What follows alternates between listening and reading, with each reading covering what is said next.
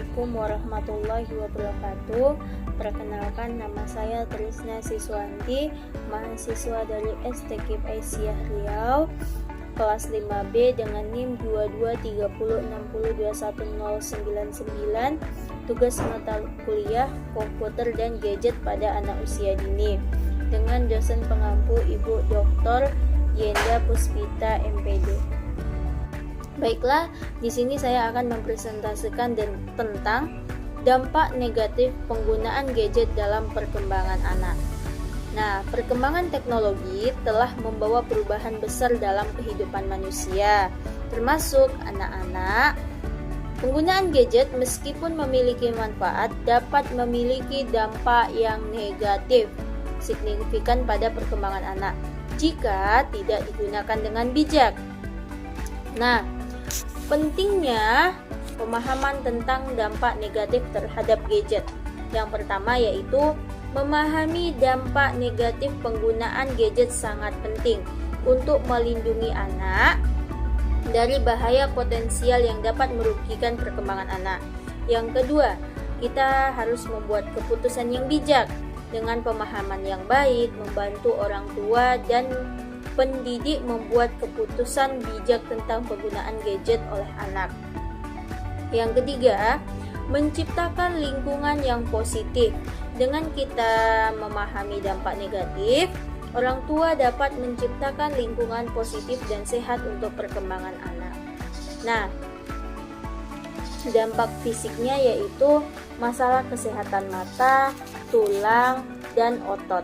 Masalah kesehatan mata karena paparan cahaya biru dari latar gadget dapat menyebabkan kelelahan mata, mata yang kering, dan bahkan kerusakan mata pada jangka panjang. Nah, masalah tulang dan otot karena postur tubuh yang buruk saat menggunakan gadget dapat mengakibatkan nyeri punggung, leher, dan bahu serta tulang belakang. Nah, dampak kognitif, gangguan konsentrasi dan prestasi belajar. Yang pertama, kenapa gangguan konsentrasi? Karena penggunaan gadget secara berlebihan dapat mengalihkan perhatian dan mengganggu kemampuan anak untuk berkonsentrasi pada tugas belajar. Yang kedua, penurunan prestasi. Nah, karena konsentrasi yang terganggu dapat berdampak negatif pada kemampuan anak untuk belajar, memahami, dan mengingat informasi. Nah, dampak secara emosional yaitu kecanduan, depresi, dan kecemasan. Pertama, kecanduan. Jadi, penggunaan gadget yang berlebihan dapat memicu kecanduan yang merugikan perkembangan emosional dan sosial anak. Nah, yang kedua yaitu depresi. Perbandingan dengan dunia maya yang sempurna dapat menimbulkan perasaan rendah diri, kesedihan, dan depresi. Yang ketiga, kecemasan. Kecemasan sosial dan FOMO. Nah, ini dapat muncul karena tekanan untuk selalu terhubung dengan dunia maya. Dampak sosial yaitu berkurangnya interaksi sosial dan kemampuan berempati. Nah, interaksi sosial, waktu yang dihabiskan di dunia maya dapat mengurangi waktu anak untuk berinteraksi langsung dengan orang lain. Yang kedua, kemampuan berempati, yaitu kurangnya interaksi sosial dapat menghambat perkembangan kemampuan anak untuk memahami dan berempati dengan orang lain. Faktor-faktor yang mempengaruhi dampak negatif pada penggunaan gadget. Nah, yaitu usia anak. Semakin muda anak, semakin rentan mereka terhadap dampak negatif gadget. Selanjutnya, durasi penggunaan. Durasi penggunaan gadget yang berlebihan meningkatkan risiko dampak negatif. Selanjutnya, konten yang dikonsumsi. Konten yang tidak pantas atau kekerasan dapat berdampak buruk pada perkembangan anak. Peran orang tua dalam mengatasi dampak penggunaan gadget. Yang pertama yaitu komunikasi harus terbuka.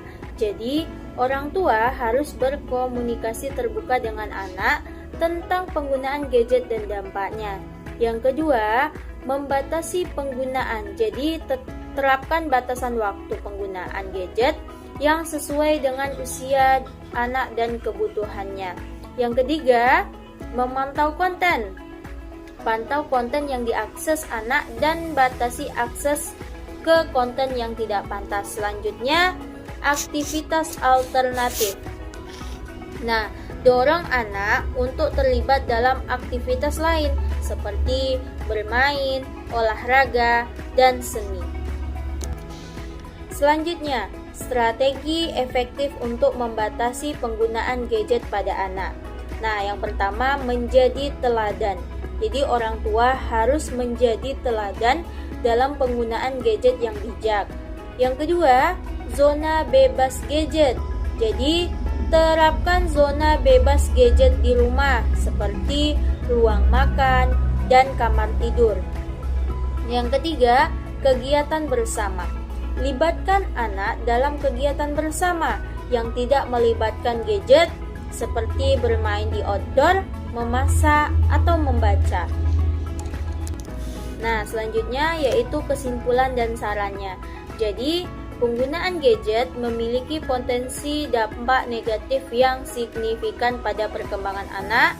Orang tua dan pendidik harus memahami dampak tersebut dan mengambil langkah-langkah proaktif untuk melindungi anak.